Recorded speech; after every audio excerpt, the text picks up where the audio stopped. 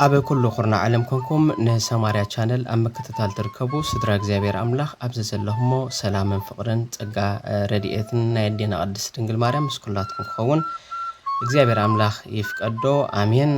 በአርሎም መዓልቲ ኣብ ወንጌል ሉቃስ ምዕራፍ 24 ብሓባር ኮይና ክነንብብ ኢና ምስ ጽባሕ ዝውዕል በዓል ጰራቅሊጦስ ማለት እዩ። በዓል ጰራቅሊጦስ ከም ንፈልጦ ጎይታናን አምላኽናን መድሓኒናን ኢየሱስ ክርስቶስ ንሰማይ ዓሪጉ ድሕሪ 10 መዓልቲ ድማ መንፈስ ቅዱስ ንሃዋርያት በአምሳል ርግቢት ወይ ከዓ በአምሳል እሳት ኣብ ሃዋርያት መንፈስ ትብዓት ከም ዝሰደደሎም ኣብ መጽሓፍትና ብሙሉእ እንረኽቦ እዩ። ኮይኑ ድማ ሎሚ ኣነ ንስኹምን ከም ንባብ ነንብቦ ኣብ ወንጌል ሉቃስ ምዕራፍ 24 ዘሎ እዩ። እዚ ቃል እዚ ኣዝዩ ሰናይ ቃል እዩ። ቅድሚ እዚ ግን ብዛዕባ ዕርገት ትገልጽ ካብ ውዳሴ ማርያም ሰላም ለዕርገት ከትብል ተራ ንባብ ኣንቢብና ብድሕሪኡ ናብ ወንጌል ሉቃስ ክንሰግር ኢና። ሓድሽ ዝኾንኩም ነዚ ቻነል ሳብስክራይብ፣ ላይክ፣ ሼር፣ ኮመንት ብምግባር ሓሳብን ርእይቶን ክትቡና ብስም እግዚአብሔር ምሕፀን ማለት እዩ። ካብዚ ቀፂልና ናብቲ ዘሎ መደባት ክንሰግር ኢና። እግዚአብሔር አምላኽ ደስታ ውዕል ዓይንተ ልቦና ክበና ሰላምን ፍቅርን ክልእኸልና ሰናይ ፍቃድ ይኹን። ናብቲ ርእስቲ ከብለኩም ሰናይ ምክትታል።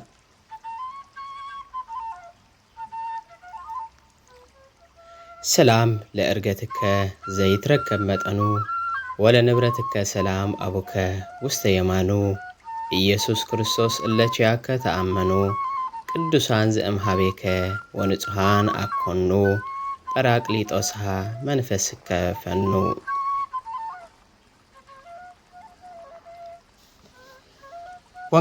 ወንጌል ሉቃስ ምዕራፍ 24 ኢየሱስ ንደቀ መዛሙርቱ ከም ዝተራእየ እዚ ክዘራረቡ ከለዉ ከዓ ኢየሱስ ባዕሉ ኣብ ማእኸሎም ደው ኢሉ ሰላም ንዓኻትኩም ይኹን በሎም። ንሳቶም ድማ መንፈስ ዝረአዩ መሲልዎም ሰንበዱ። ኢየሱስ ከዓ ከም ዝበሎም እንታይ ኮንኩም ኢኹም ትስንብዱ? ከምዚ ዝበለ ሓሳብከ ኣብ ልብኹም ንምንታይ ይለዓል? ኣነ ባዕለይ ምዃነይ ኣእዳወይን ኣእጋረይን ረአዩ። ከምዚ ኣባይ ትርእይዎ ዘለኹም መንፈስሲ ስጋን ዓጽምን የብሉን እሞ ኣረምሲስኩም ረአዩኒ በሎም።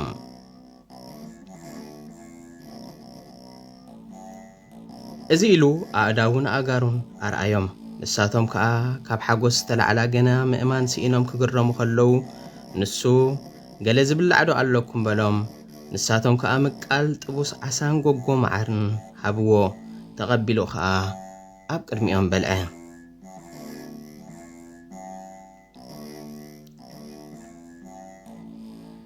ንሱ ድማ እዚ እቲ ምንሳኻትኩም ከለኹ ኣብ ሕጊ ሙሴን ነቢያትን መዝሙራትን ብዛዕባ ዝተጻሕፈ ኩሉ ክፍጸም ግድዩ ኢለ ዝነበርኩ ቃል እዩ በሎም።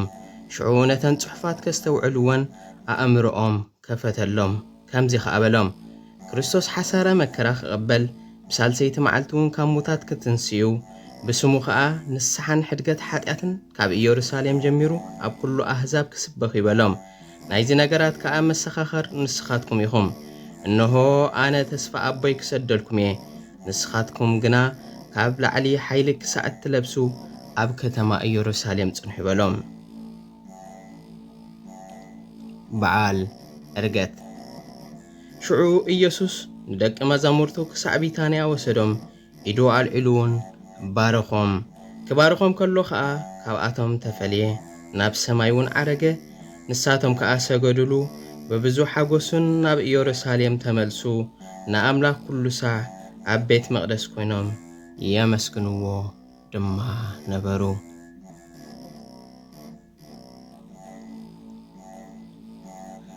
ሕራይ ዝኸበርኩም ተኸታተልቲ ሰማርያ ቻነል በዓለ ዕርገት ጎይታናን መድኃኒናን ኢየሱስ ክርስቶስ ካብታ ዝተንሰላ ቀዳመይቲ ብርኽቲ ሰንበት ድሕሪ 40 መዓልቲ ዘሎ እዩ።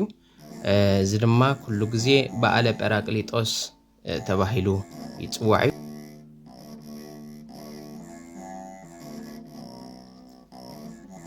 ንዝመሃረናን ንዝገሰጸናን ልዑል ዝኾነ ህያው እግዚአብሔር አምላኽ ክብረ ምስጋናን ንዑ ይኹኖ። ኣብ ዝተፈላለየ ሽግርን ስቃይን ደለው ኢታኣያን መልአክ እግዚአብሔር ሰላሙን ፍቕሩን ክገብረልና በዓለ ጰራቅሊጦስሁ ድማ መንፈስ ዕቤትን መንፈስ ቅድስናን ክገብረልና ንዝተሸገሩን ንዝሓመሙን ናይ ምሕረት ንዝዓረፉ ድማ መንግስቲ ህይወት እግዚአብሔር አምላክ ከውርሰልና ሰናይ ፍቓዶም ይኹን። ንሰማርያ ቻነል ሓደሽ ዝኾንኩም ላይክ ሼር ኮመንት ብምግባር بعبيون سبسكرايب بمقبار دقفكم نزا منفساوي channel ክትገልጹልና በዚ አጋጣሚ ሓደራ ይብል።